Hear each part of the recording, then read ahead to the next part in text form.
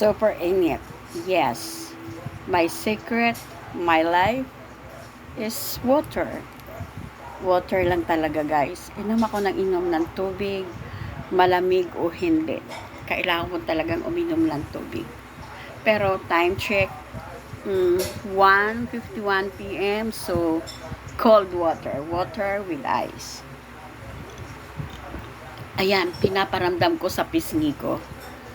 Then, iinom. Ang sarap, guys. Kaya lang, yung pag-inom, syempre, huwag bigla. Paano lang? Patutyal-tutyal lang. Pasip-sip lang ng konti. Then, hinga ng malalim. Umupo ng matuwid. That's my secret, guys. Water. Water lang talaga, guys. Ang sarap. Hindi ako nagkukook. Just water. Pag yung mga apo ko umiinom ng coke, sinisikap ko na lang uminom ng tubig na may ice.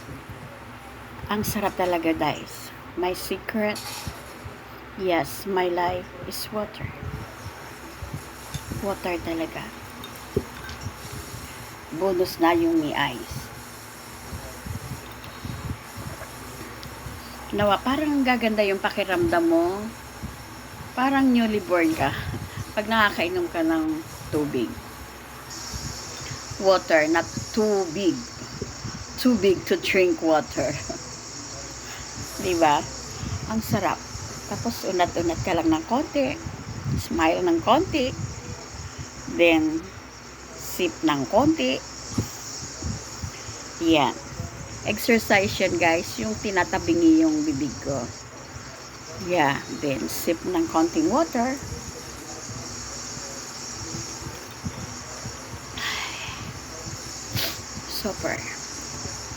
Super init, guys. Yung neighbor namin na heat stroke. Ayun, deeds na. Bata pa yun, I guess. Senior na din pala yun. Senior na rin siya. Pero siya, meron siyang maintenance. Siguro, nakalimutan niya. Nakalimutan niyang uminom ng maintenance niya. Ako naman, wala akong maintenance, guys. Kaya lang, pag masama pakiramdam ko, umiinom ako. BP ka agad ako niyan.